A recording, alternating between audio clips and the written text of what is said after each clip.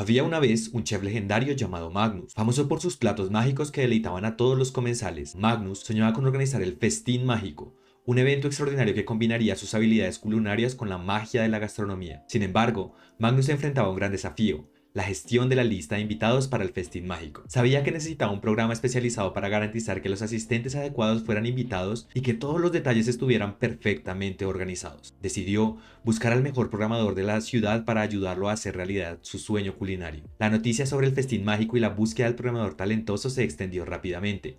Fue entonces cuando un joven y enigmático programador llamado Chico Python, conocido por sus destrezas y habilidades sorprendentes, escuchó sobre la oferta y decidió presentarse como candidato. Magnus, intrigado por las habilidades de ese tal Chico Python, lo recibió con una exquisita cocina y le contó sobre su visión para el festín mágico.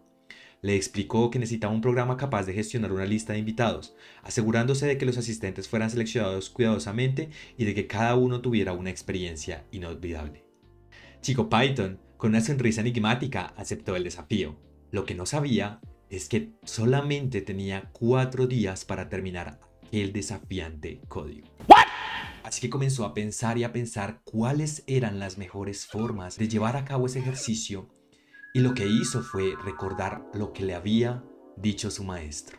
Hablemos de otro tipo de dato que se llaman las listas en Python. Es uno de los más importantes e interesantes porque nos permite almacenar objetos de diferentes formas. ¿A qué me refiero con esto? Una lista es una secuencia ordenada de objetos. Puede ser cualquier tipo de objetos. Y la lista se conoce porque su notación son unos corchetes cuadrados. Pero nosotros dentro de los corchetes cuadrados podemos almacenar cualquier tipo de datos. En este caso vamos a almacenar tipos de datos enteros. También podríamos hacer tipos de datos strings, o podríamos incluso mezclar los dos tipos de datos.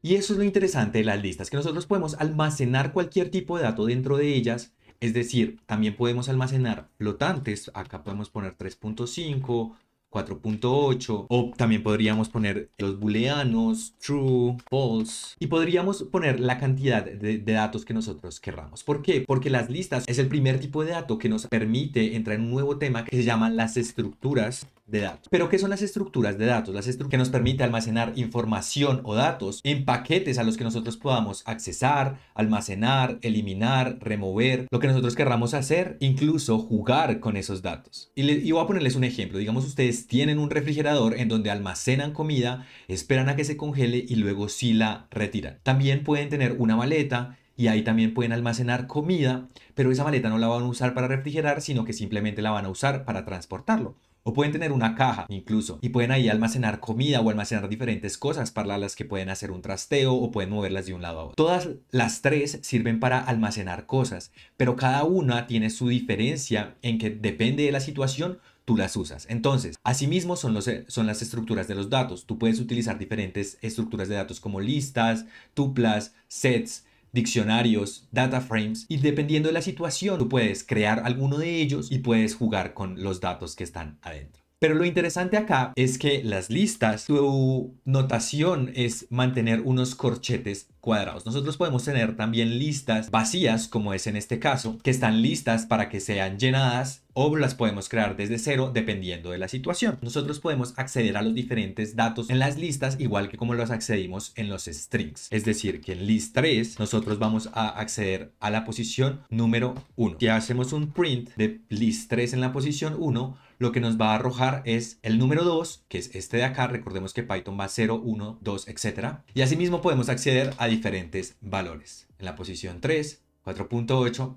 y así sucesivamente. Así como nosotros podíamos acceder a los strings, nosotros podemos acceder aquí a las listas. Nosotros vamos a poner un inicio, un fin, un paso. Entonces él nos va a arrojar los datos dependiendo de la posición que nosotros le digamos de inicio hasta la posición que nosotros le digamos de final, y va a ir de uno en uno, así como los strings. Y así como hablábamos dentro de la clase de los strings acerca de la inmutabilidad o la no inmutabilidad, en este caso, nuestras listas sí son mutables. Y aquí vamos a hablar de mutabilidad.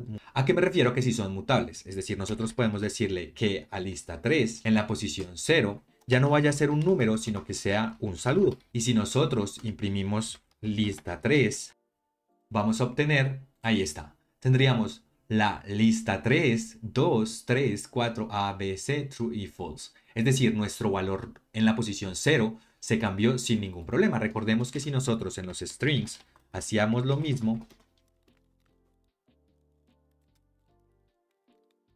obteníamos un error que el string no soporta ítem de asignamiento. En este caso nuestras listas sí lo soportan. Nosotros podemos cambiar cualquier index o índice de nuestra lista. Si nosotros volvemos a correr acá, vemos que ahora la posición 0 siempre va a ser hola. Es decir, todas nuestras listas siempre son mutables. Y es que nosotros cada vez que hacemos una asignación, un index de una lista, vamos a cambiar directamente la lista 3.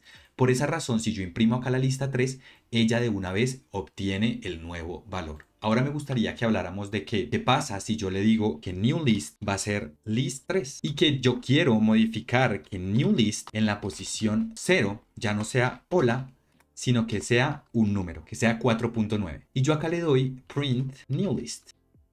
Si yo corro esto, acá él me va a decir, hey, tengo mi 4.9, 2, 3.5, pero algo pasó acá. Yo le estoy diciendo a list 3 que en la posición 0 siempre sea hola.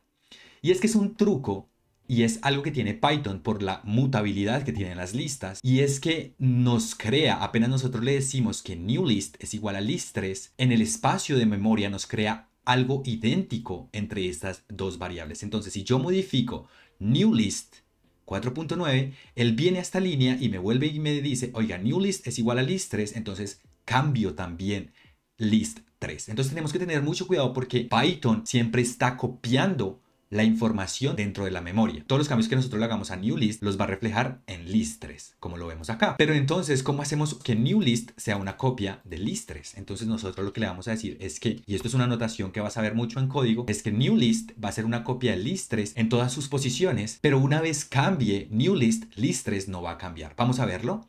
Y acá lo tenemos. Ahora, newList en la posición 0 es 4.9, pero acá se hizo una copia de list3 y list3 sí tiene la posición 0 con hola. Y es que es importante que tengan en cuenta esta notación porque es muy diferente nosotros decirle a Python que nosotros vamos a copiar o a modificar, que es lo que vamos a ver más adelante.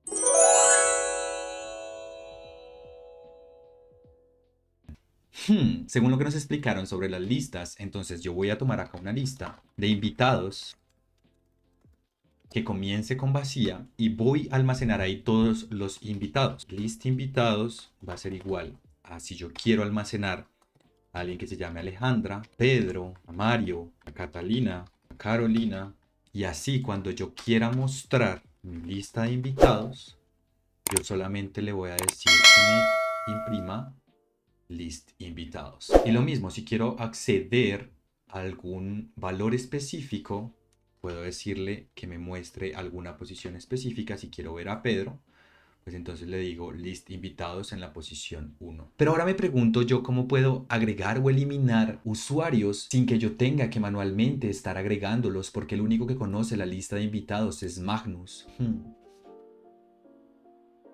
Y así fue como el chico Python empezó a realizar el programa, comenzó a utilizar las listas, comenzó a agregar usuarios manualmente, quemándolos dentro de las listas, y comenzó a explorar cómo acceder uno a uno. Pero había pasado ya un día y solamente le restaban 3 y sentía que no había avanzado mucho. Un poco desesperado, Chico Python se fue a dormir para ver si el día 2 era un poco mejor. Si quieres saber cómo termina la historia y si Chico Python logra hacer el código para Magnus, acá te dejo el siguiente video.